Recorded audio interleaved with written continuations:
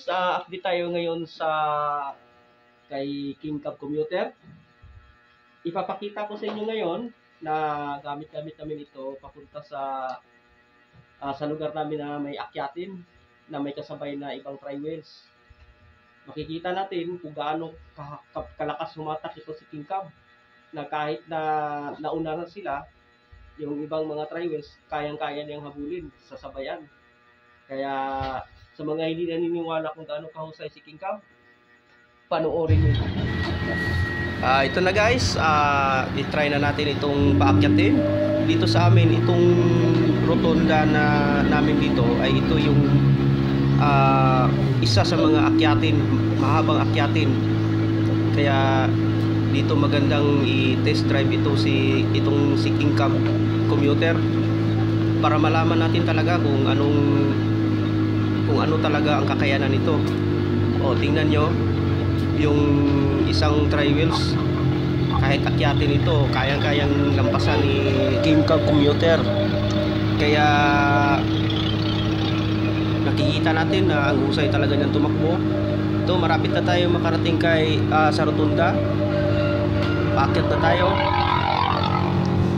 Nakikita nyo, stable pa rin yung takbo niya kahit na haba na ng inakyat niya. Dito banda, itong pinaka akyatin talaga, itong malapit-lapit na sa rotunda. Kaya madalas yung mga sasakyan na dumadaan dito bumabagal.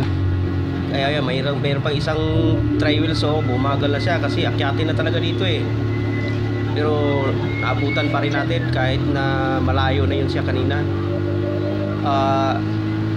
Sa susunod guys, abangan nyo, isubukan ko itong punuin ng pasahero, yung King Cab Commuter, tapos ibalik ko dito, paakyatin ko ulit dito kung anong performance ba ang kaya niya, kung kaya ba niyang iakyat natin ito kwarta, tresera lang, o baka bababa tayo sa segunda. Ngayon, ginamit ko lang kanina, nag-umpisa tayo sa kwarta kasi hindi naman tayo nakabuelo eh. Kasi kung nakabuelo tayo talaga, kaya natin gumamit ng kinta.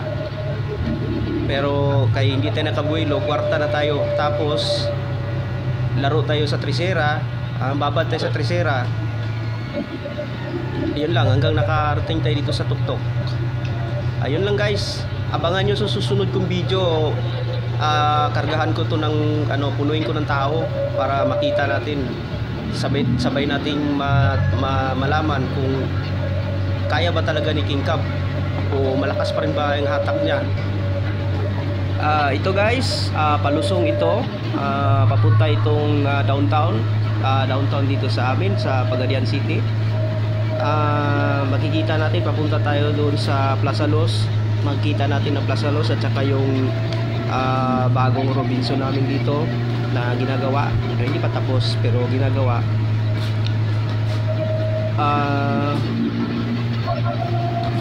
Ito guys, patuloy tayong palusong.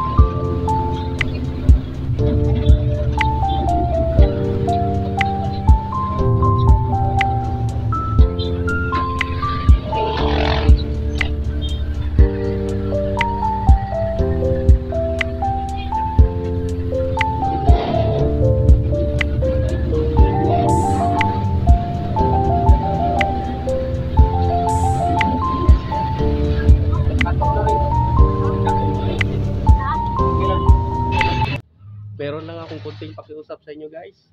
Kung sa palagay nyo nakatulong ah, itong video ko ngayon, huwag nyo naman po sana kung pagkakaita ng like and share and subscribe para may pagpatuloy ko itong pag-update ng KingCab para may share ko rin sa inyo kung ano pa ang mga pagbabago o mga kakayanan nitong KingCab.